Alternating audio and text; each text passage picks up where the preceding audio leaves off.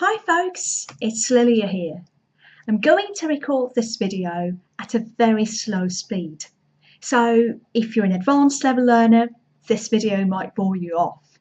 But anyway, why should I record a video on improving your English listening if I keep talking in a very, very fast manner?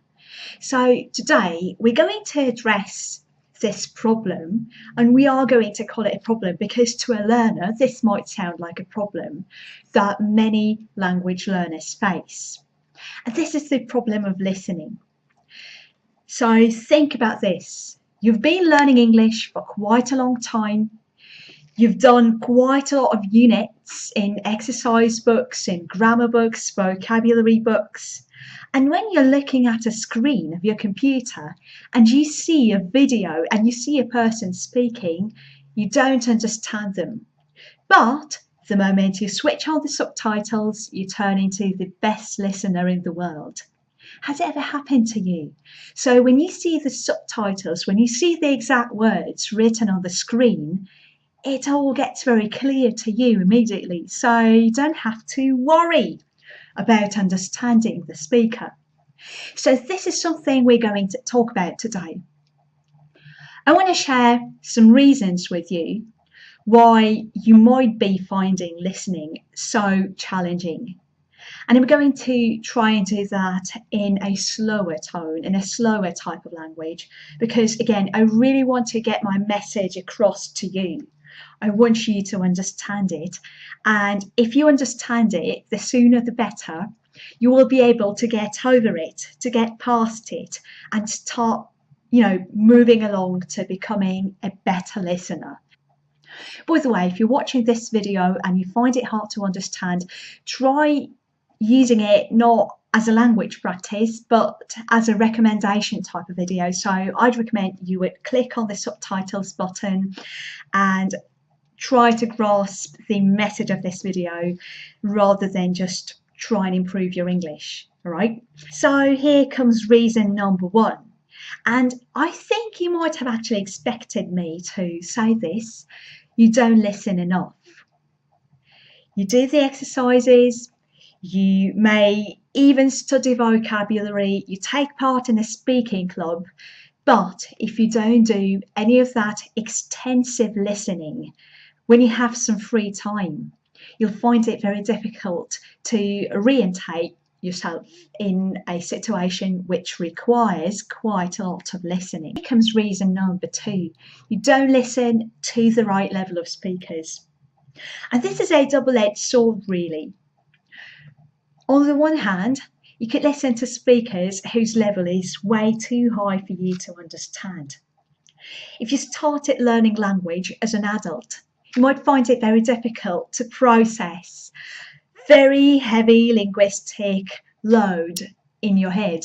So you kind of have to manage to find the right level for you. If you have a language teacher, please consult them, ask them what materials, authentic materials, because there are authentic materials that don't require proficient level of English from a non-native speaker to be understood. So you could ask your teacher to advise you any materials, any podcasts for learners of English that they think will be suitable for your level.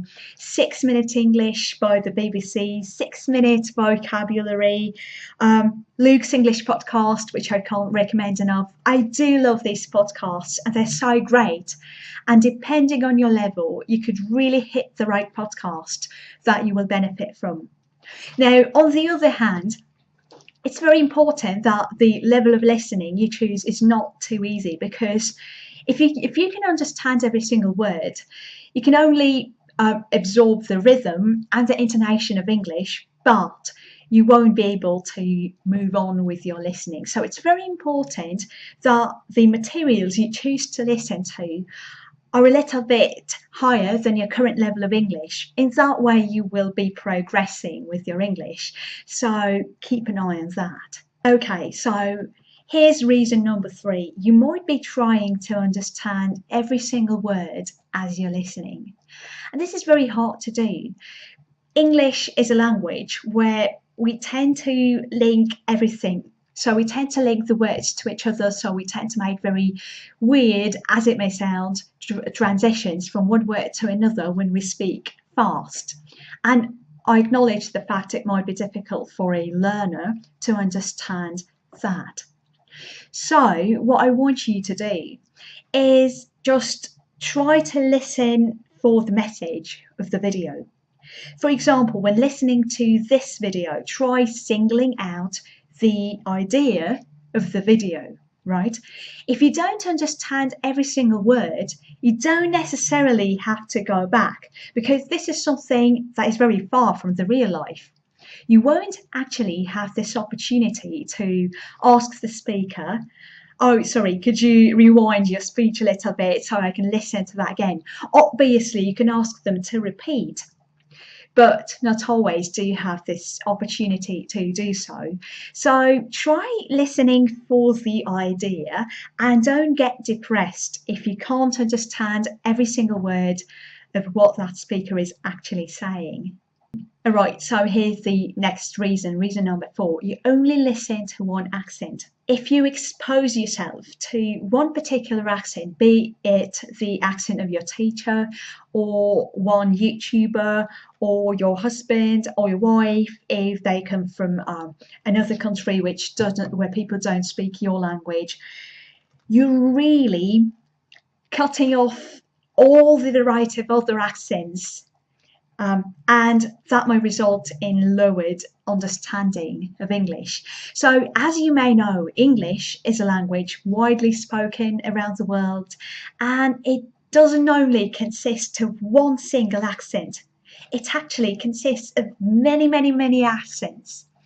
And your job, if you want to become a better listener and understand English a little bit more, would have to be trying to expose yourself to as many accents as you can.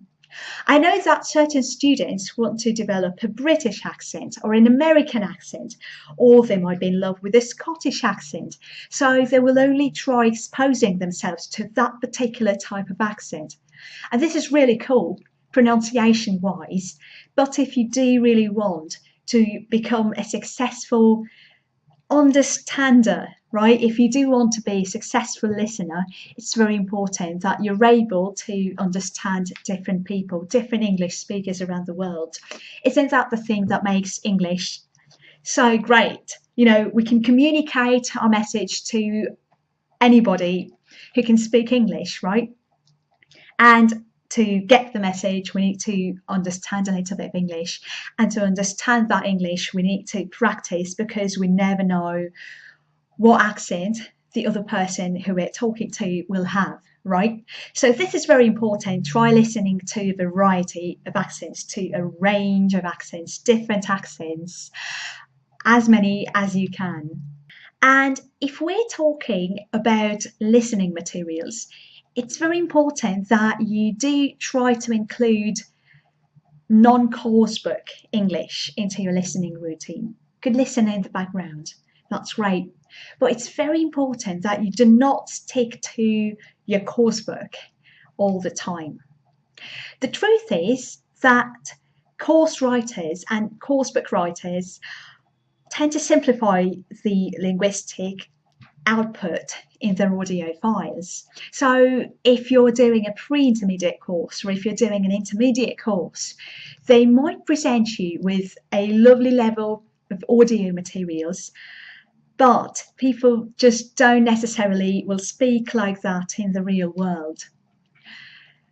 You may notice this, right? You may have noticed that already, so you can understand the audio materials accompanying your course book perfectly well, but when it comes to interacting with real people, you find it very difficult to grasp the germ of their idea and develop on it, right? So try expanding and extending on the materials, on the number of materials that you listen to.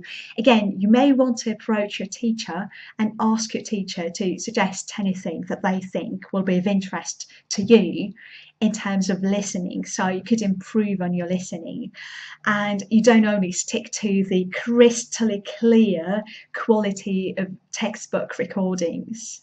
Okay, so I do hope that information has helped you. Don't forget to give me a like if you enjoyed this video and subscribe to my channel, please, because I love sharing ideas in the context of teaching from your heart and teaching with respect towards every single student. So if you're interested in learning English successfully and if you want to be an English teacher, it's also possible. I share quite a few recommendations on my channel. And you can also visit my blog, which I regularly update. I'll talk to you in my next videos. Bye bye, guys. Talk to you soon.